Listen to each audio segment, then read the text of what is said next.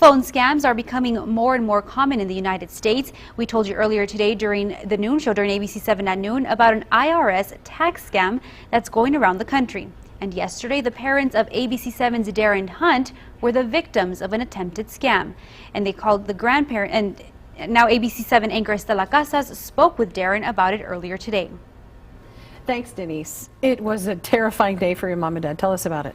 Yeah, yesterday they received a phone call in the morning that their oldest grandson had been arrested in Mexico and was in a cab that had marijuana in the back of the cab, and they were in touch with the U.S. Embassy there, and they put this young man on the phone that pretended to be, I guess, my mother's oldest grandson, and she said, Scott, and he said, yeah, Scott, because she offered up the name.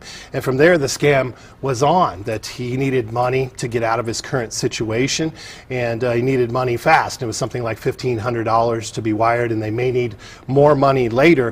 This immediately made my mother extremely worried about her grandson, and she got physically ill over this. My dad got involved, and they were concerned, and they tried to call my brother, who is my nephew's father in Detroit. Let's backtrack a little bit. Sure. They also put somebody on the phone who cried. Yeah, he cried like it was her grandson, then passed the phone on to someone who said he was with the U.S. Embassy and he was an attorney there and trying to help the situation and needed this money sent right away to get him out of this situation. So when you listen to these things at home, you know, it snowed all day yesterday. They were probably upset over that too. So when you hear something like this, you say, it's got to be true. Yeah, well, they were very concerned. They're trying to get in touch with my brother, who is their eldest grandson's father, and my brother was very busy at work yesterday in Detroit and not answering the phone. So they eventually called me within, I guess, about an hour or so, and I said, wait a minute.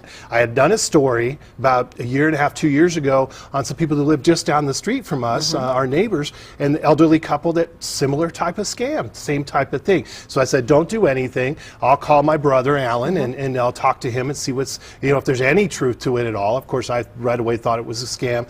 I called him. He joked back that no, he would never be embarrassed to ask me for money. He always calls me directly for money. So we got a little bit of laugh about that, and I called my parents back and said, it's a scam. Don't talk to these people anymore. So they gave me the phone number, and I called the gentleman, and he answered the phone, and he said, it was a Montreal area code. And he answered the phone and said, U.S. Embassy. And I said, U.S. Embassy, huh? And then he proceeded to curse at me. Vulgarities were coming out of his mouth. I gave him a little bit of peace of my mind as well. I told him, you know, you're scamming my 75-year-old parents. Is this something you do for a living? He quickly hung up the phone, and that was the end of that conversation. But this is very common, Estella. This goes on all the time. It's not something that's uncommon, and they prey on the elderly. My parents are, you know, 75 years old. My mother was sick about this until she knew that it really wasn't something that was true. She was physically ill over it, and it really upset me. But your parents are educated, you know, Sure. So this happens a lot. Can you imagine what happens to other people who aren't educated and don't have somebody like you who's done stories before? What advice do you have for somebody? You know, just that you always should hang up the phone and try to contact the relative to make sure there's no truth to this. These kind of far-fetched scams, they fish for the name. If you give up the name, they're going to use the name. Do that. So don't give up names. You can ask, the caller called back again today to my parents' house, and my mother kind of joked with him, well, what do you call me? What do you call me as your grandmother? When he said Nana, that's not true. He calls her my grandma, would be the correct answer. She knew, of course, it was a scam. So you always want to ask questions. Usually when you ask questions, like they did today, they hung up the phone. So it's frightening that people are out there doing this, but it goes on all the time, apparently. You have a story coming up on an IRS scam. Can you tell us a little bit about this? Coming up on ABC 7 at 6. Yeah, this is, I mean, here we are in tax season, and, you know, World News did a story on this yesterday about people being called and said that they have liens on their property, they need to fix the situation, or they will go to jail immediately, and they're calling the sheriff's office on them.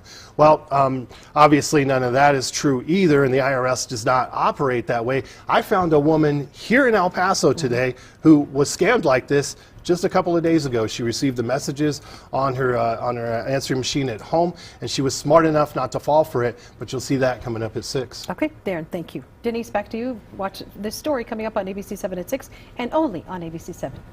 All right, Estela, Darren, thank you for that. We'll look for the report in the 6 o'clock newscast, and we're also going to post this interview on our website if you want to watch it, or if you missed a portion of it, you can watch it in its entirety at KVIA.com.